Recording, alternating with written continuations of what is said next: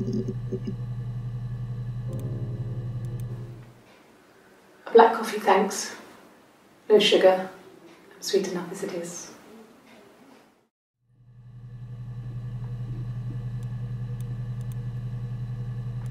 No. I've had enough coffee for today, thanks. Glass of water.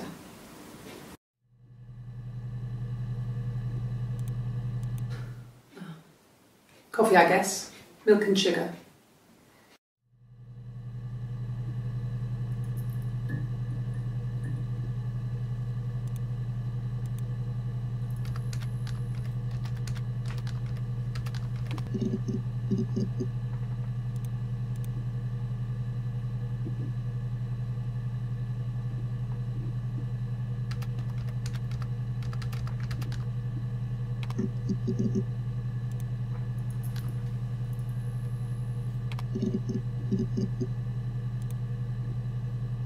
A mobile phone? Yeah. Well, they have one for the glaziers, but it's only for work. I can't remember the number. Oh, it's in the kitchen. I saw it plugged into its charging cradle.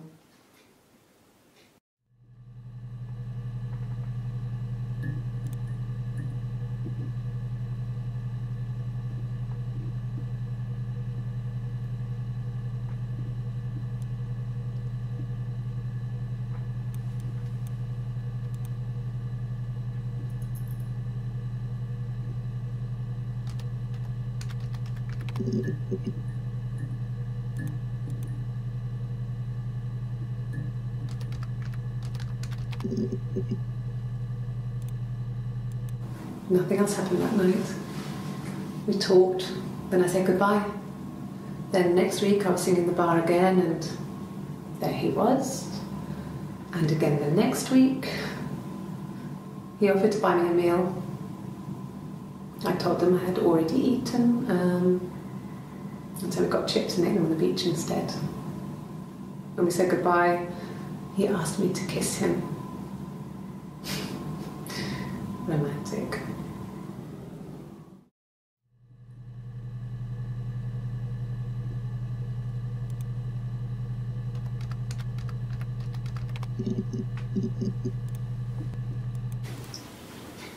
Okay, you got me. I'll confess. We were there.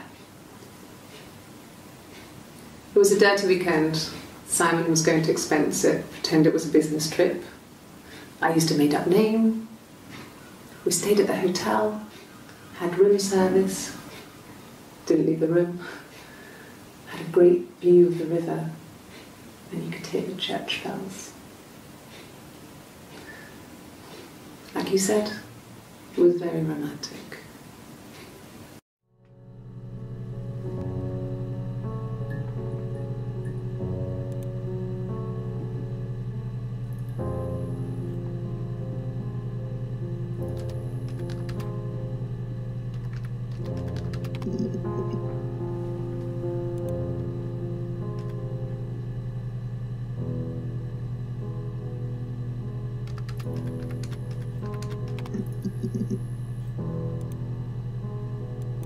Childhood sweethearts. Something like that. Are you married, detective?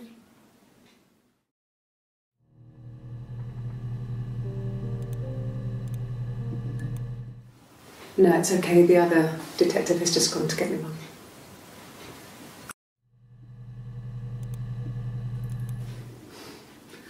You must think it's very cool that their dad is a police detective.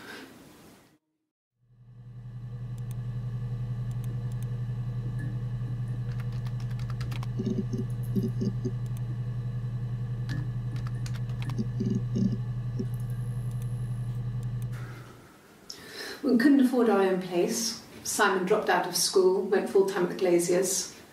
That was Eric's generosity.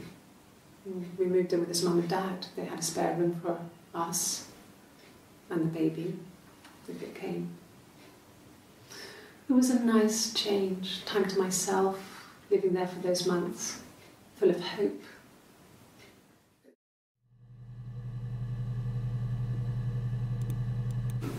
No, I lost the baby. I had a miscarriage at 8 months. We carried on living at Simon's parents until, well, it was only a few months after.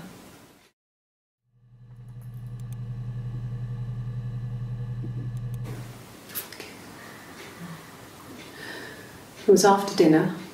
I'd spoken to Simon's parents on the phone. I looked up for an early night and I suddenly had this thought. I think it was something his mum had said.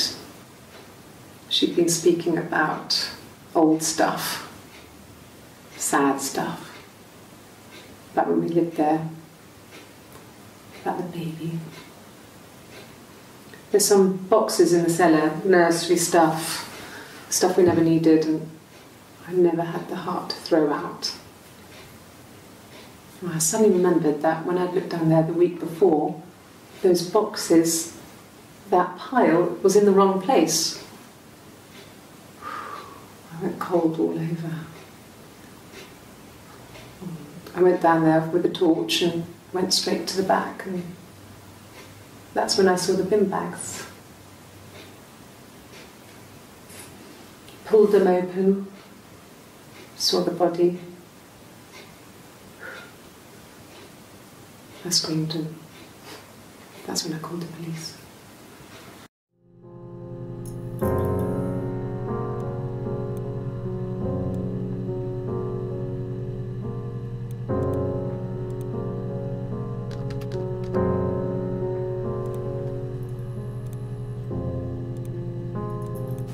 Yes.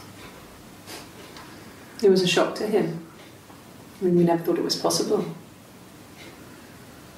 I don't know what he... I mean, I hadn't decided whether to keep the baby. I wasn't really ready to talk to him about it.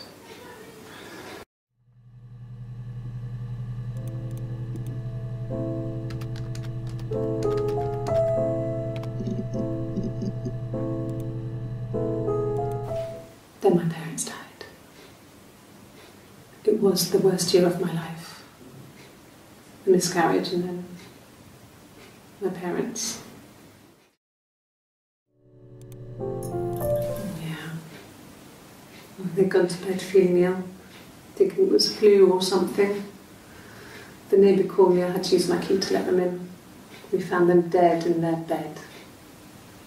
And they'd been there for days. No one had noticed. Just awful. It was so soon after my miscarriage, the worst year of my life. I'd been so happy to get married, and after that it was just like, fuck.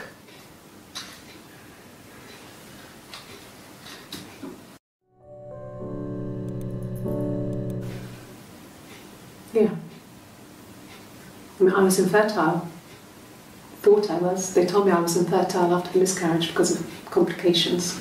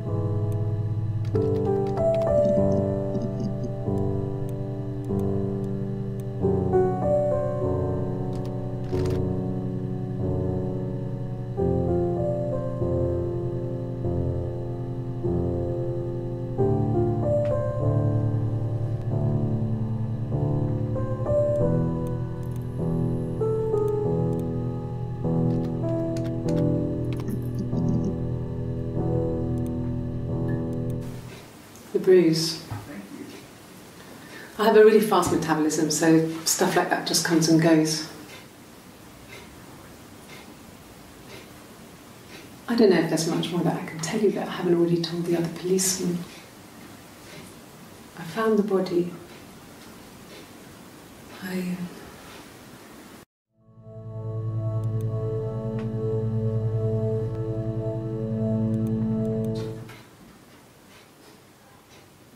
His body didn't look real. And his throat.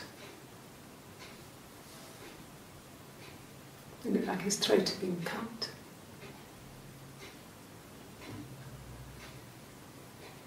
And I didn't see his glasses. He has these thick glasses.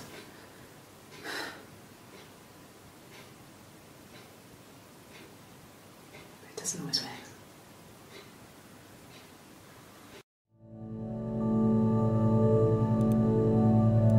Really? Okay. Here's the rest. Oh, they laid a body on the doctor drive. Oh, the wind and the rain, till a fiddler with a fiddle came walking by. Oh, the dreadful wind and rain. And he made a fiddle bow of her long hair. Oh, the wind and the rain. Yes, he made a fiddle bow of her long blonde hair. Oh, the dreadful wind and rain. And he made fiddle pegs of her finger bows. Oh, the wind and the rain. Yes, he made fiddle pegs from her finger bows. Oh, the dreadful wind and rain. And he made a fiddle out of her breastbone. Oh, the wind and rain. The sound could pierce a heart of stone. Oh, the dreadful wind and rain. But the only tune that the fiddle could play was oh, the wind and the rain. Yes, the only tune that the fiddle could play was oh, the dreadful wind and rain.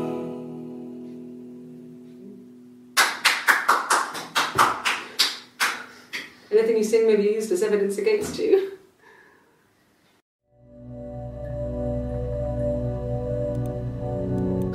Can you imagine? I tried. I tried to get pregnant too, but it didn't happen. I slept with so many boys, men. My body refused. I think my period stopped because hers had. I was pretty ill. I mean, how could we stay the same now? I felt like Hannah had really fucked things up. Set us down separate paths. We had become different.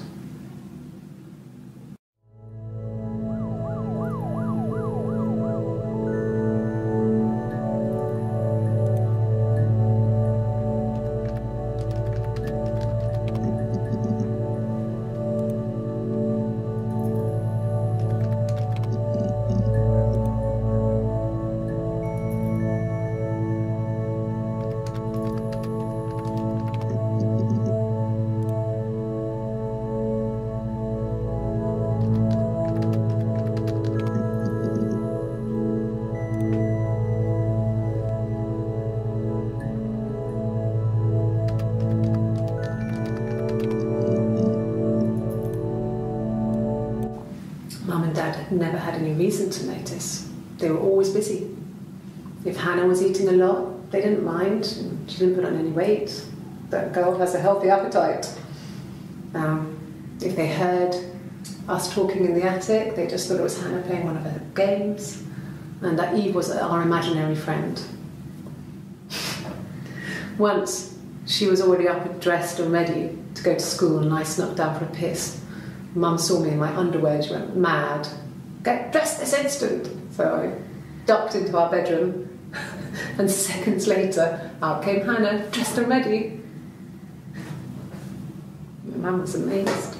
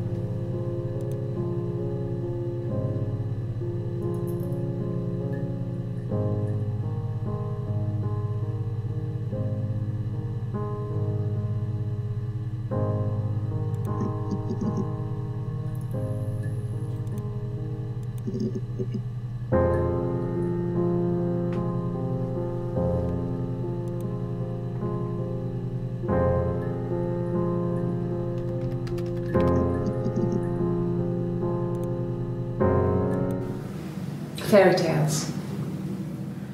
Stories about lost princesses, evil witches, magical mirrors and lost children. So you see, even before I knew the truth, I'd found it in those stories.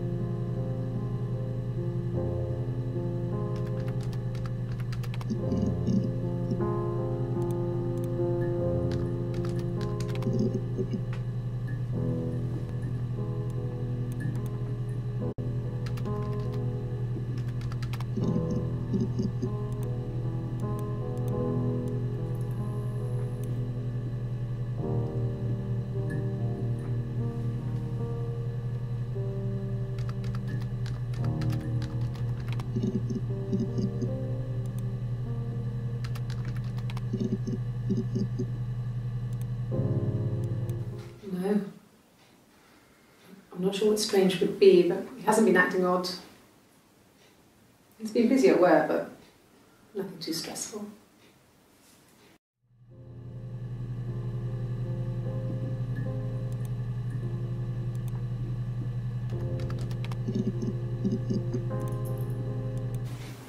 I haven't been into work. I guess I've just been waiting, ready to hear from you, hear from my husband.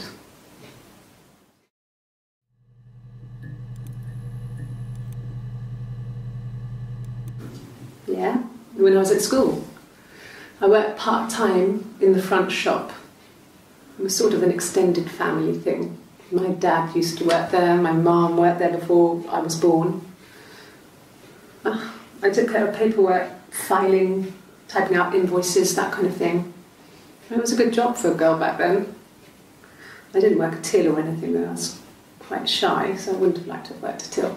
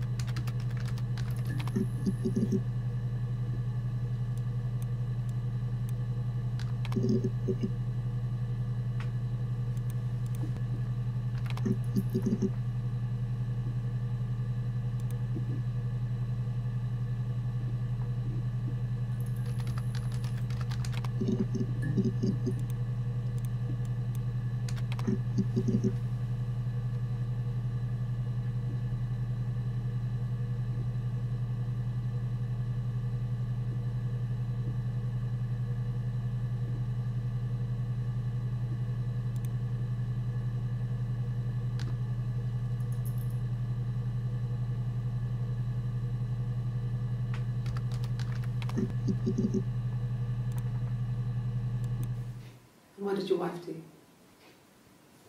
She didn't kill you. You think I killed Simon because he was having an affair? Well, I didn't kill him. I wasn't even there. I was in Glasgow worrying about whether my baby was still growing inside me. I mean, why would I kill Simon? I loved him.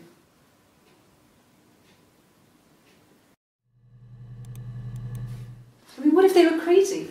You hear about these crazy people all the time.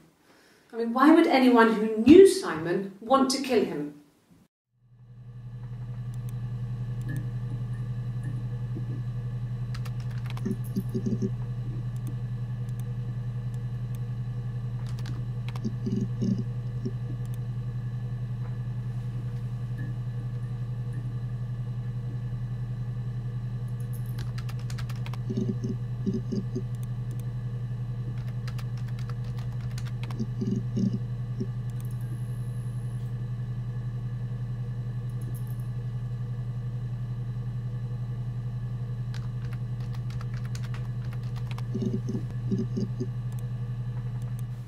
Simon never cheated on me. He was devoted to me, and I was devoted to him. Nothing in life is easy. We were good to each other. Life isn't a fairy tale. You do what you can.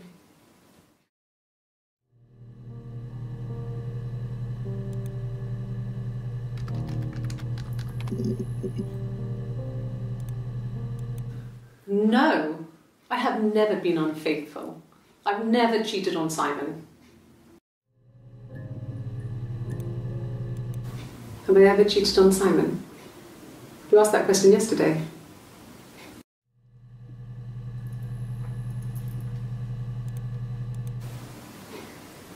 You're reaching here. Oh, I don't know why. No, I've never cheated on anyone. I've never taken anything from anyone. Simon is dead. But I have my baby to care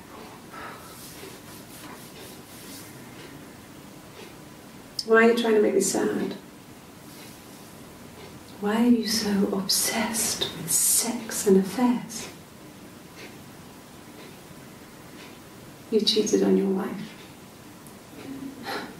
Is this your thing?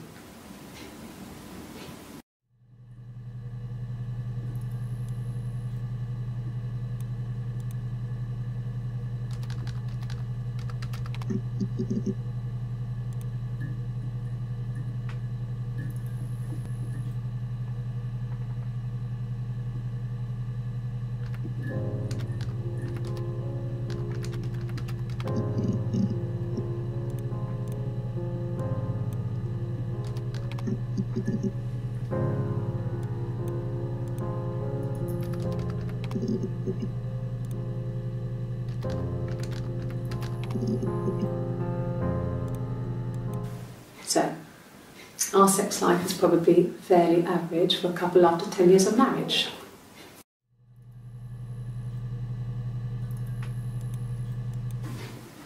Simon was very moral about that sort of thing.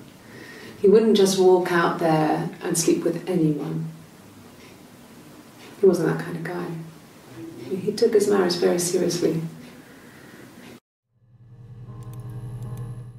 After the kiss, the next time, he took me back to the house, to our parents' house, to their house.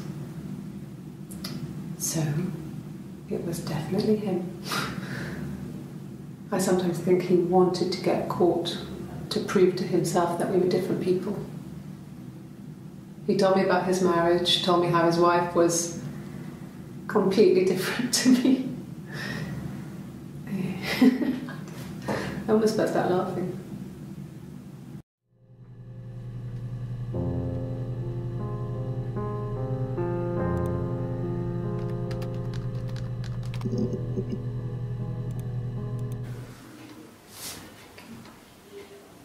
Well, she has a knife But she's been cooking, I guess. She's been cooking him his favourite meal. She's his wife. And he's asleep and she doesn't want to wake him because he's ill. That's why she's sad. Because he's ill and he might die. It's kind of a sad story, so I'm not sure how it ends.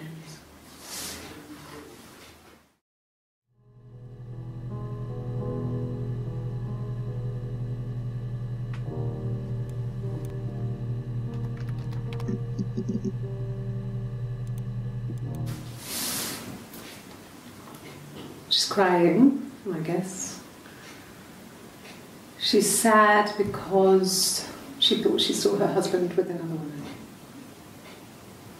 But it's okay, because she finds out it wasn't her husband, it was his brother.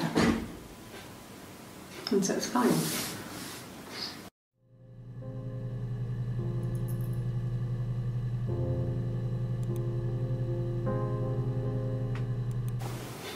Simon's parents offered to put me up, but I didn't think it would be a good idea. It would be too sad. Not right now. I'm staying at a friend's.